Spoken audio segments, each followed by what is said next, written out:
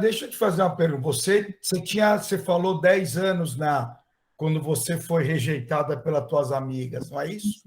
Não judias, né? Sim. Tá. Foi isso. Elas, como é que foi assim? Tipo, estou curioso para saber. Elas chegaram e falaram: eu não posso falar com você porque você é judia e ponto.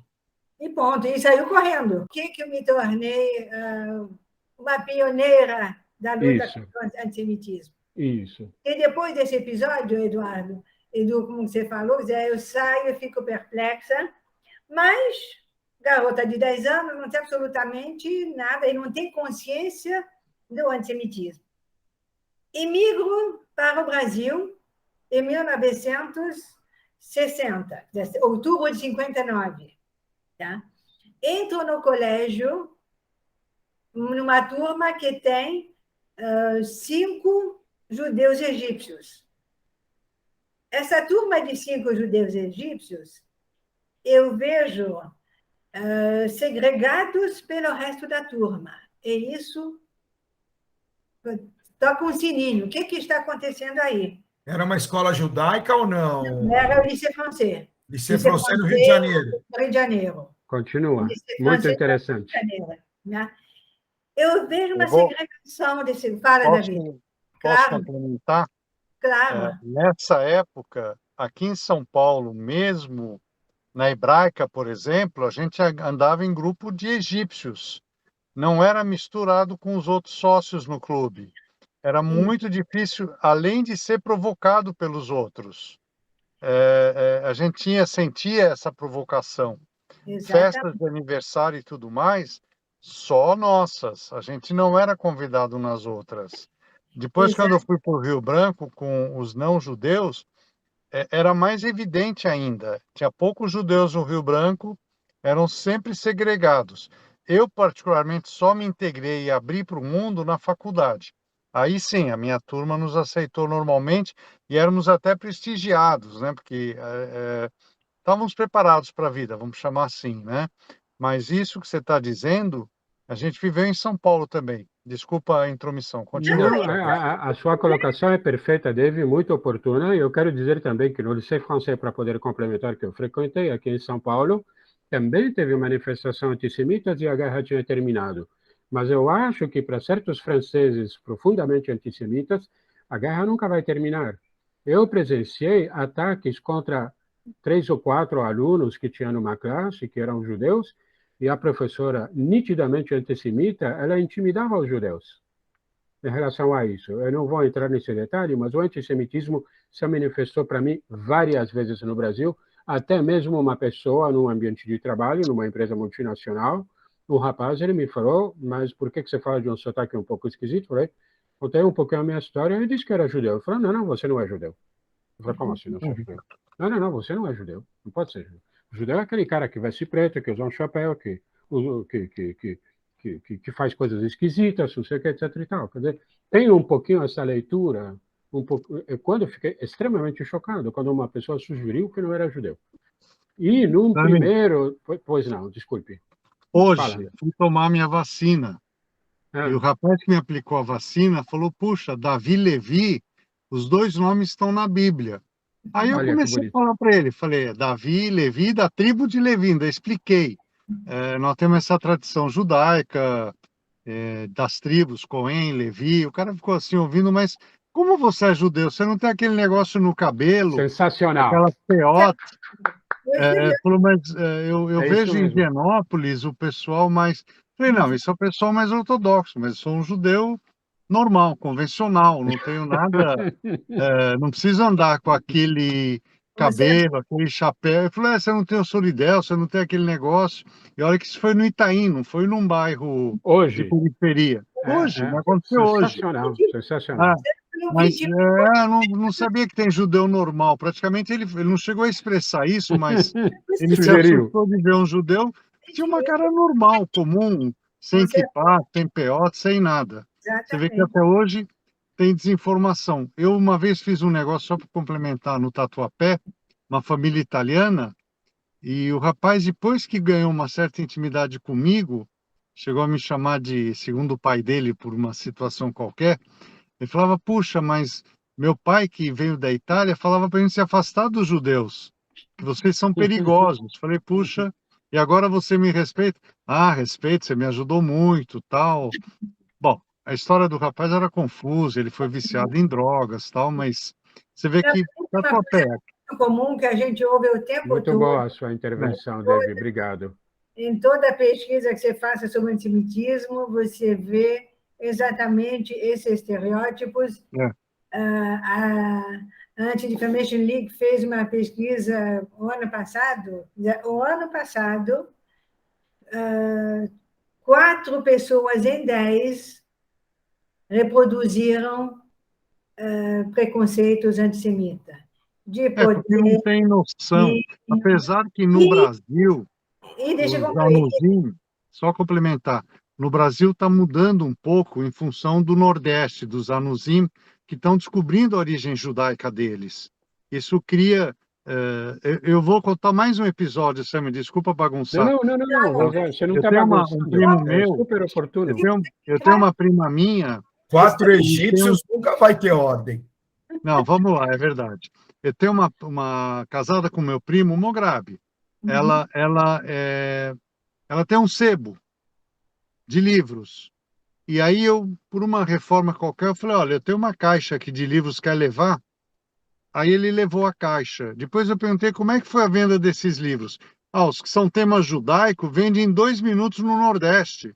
É impressionante a procura que tem no Nordeste por livros judaicos, religiosos ou não. Tem sede de aprender, com certeza. Isso é um comentário, eu acho, muito pertinente para o Brasil de hoje, vamos chamar assim, em função dos evangélicos, né? Que fazem uma grande diferença. Eu dou aula para a conversão e sou do diálogo católico-judaico e interreligioso.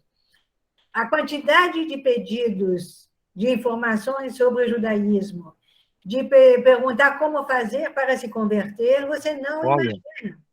O tempo todo.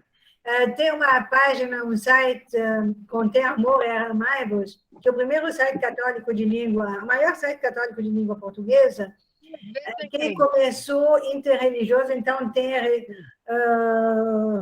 o pastor responde, o sheik responde, o judaísmo responde, quem responde pelo judaísmo sou eu e uma amiga, Janete Erlich. Nós respondemos pelo judaísmo. E aí, 2/3 das perguntas são como fazer para me tornar judia ou judeu. E aí a resposta tem que ser, você tem que estudar, você tem que fazer, você tem que aprender, você tem que querer fazer parte desse povo, você tem... Agora, há uma vontade incrível de realmente buscar as origens, e eu não tenho dúvida que se a gente pegar o elo perdido, a metade da população voltando se torna no Nordeste, Sim. Agora, mas, deixa eu concluir. Davi está me interrompendo muito. Vamos lá, que o tema é interessante.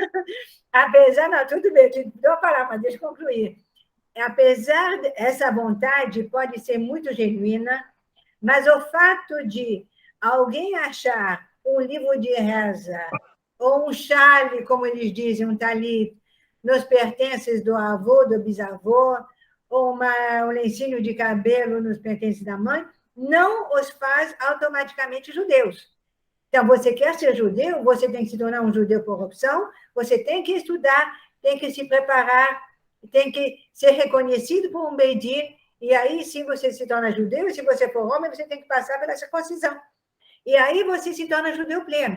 Não tem preconceito algum contra judeu por opção, ao contrário. Como eu disse, eu dou aula de conversão. Dou aula de antissemitismo para alunos que fazem a conversão, e eu falo as piores coisas. Para que haja um preparo. Para que eles vejam em que mundo eles vão entrar. De como que você quer entrar num mundo tão terrível. Veja onde você quer, o que você quer se tornar. E eu os faço contar todos os preconceitos antissemitas que eles ouviram em crianças, fazem uma catarse. E os preconceitos que ouvem hoje é o querer aderir ao judaísmo, porque a resistência é grande, né? Então, isso tudo faz com que eles se deem conta, porque todos começam a dizer, não, antissemitismo nunca ouvi, nunca vi, nunca falou, mas a verdade verdadeira é que todos passam por preconceitos.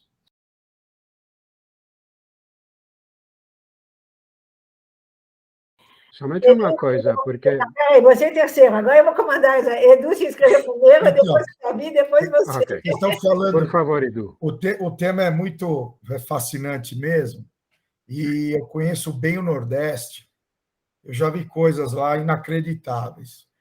Você está falando do duelo perdido, eu estudei com a filha a neta do Rabino Dizendruck no Beit Hillel, a Karen Dizendruck, e ela fez aliá e casou com um israelense, não sei se ele é israelense, mas casou com um religioso, e ele é rabino.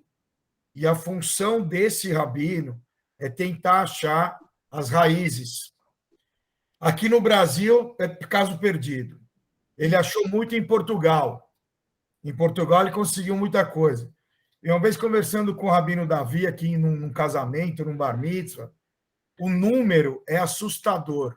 O número que ele me passou, ele falou, só no Norte e Nordeste, o que se estima, eu estou falando em mais ou menos 30 milhões de origens, né? E de cristãos novos, Amazônia, Nordeste, interior do Nordeste, e aí se caminha. Quer dizer, é um tema que, imagina se 30 milhões já dá quase o dobro do que nós somos hoje, né? É outro absurdo de termos demográficos e do que for se pensar.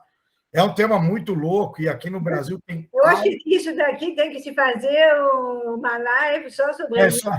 De uma semana. Mas é um tema muito, muito fascinante. Fascinante. E tem casos, eu tenho amigos que eu falo que o cara é judeu e não acredita, né? Modo de falar. E você, Portugal, então, se você juntar Portugal, eu digo que Portugal, a metade de Portugal...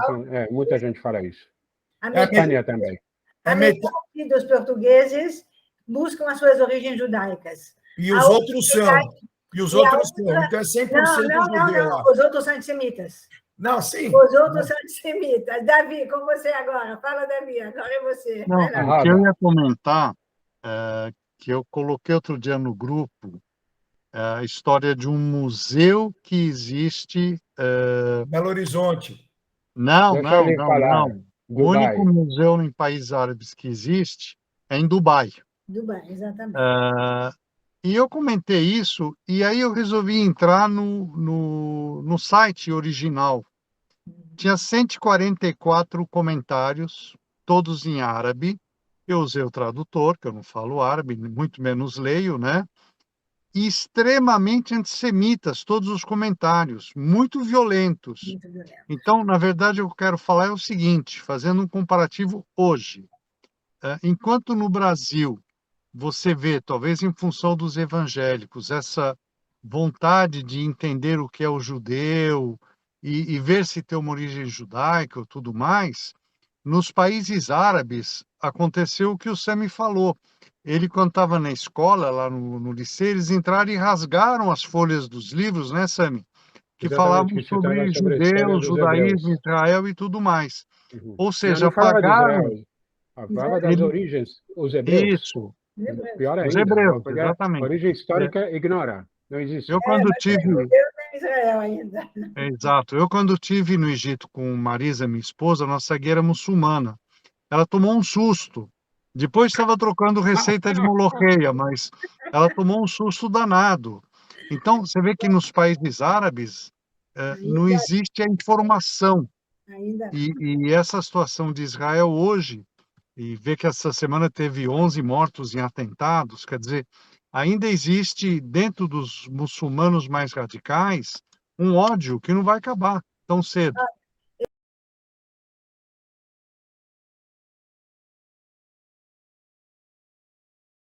Eu digo no meu livro, nós tivemos o privilégio de crescer num mundo em que não havia esse ódio, todos se amavam e conviviam. A partir dessa guerra, houve a educação para o ódio. Exatamente, foi construído o antissemitismo. Todos os jovens são ensinados a odiar os judeus. E eu me pergunto o que vai acontecer daqui a 20 anos, e olha que eu escrevi o livro há 40, o que vai acontecer daqui a 20 anos, quando não houver mais sobreviventes do Holocausto, que vão estar aí para contar, e quando esse ódio vai estar tão enraizado que vai ser muito difícil combater, você tem que criar uma nova geração voltada para o amor.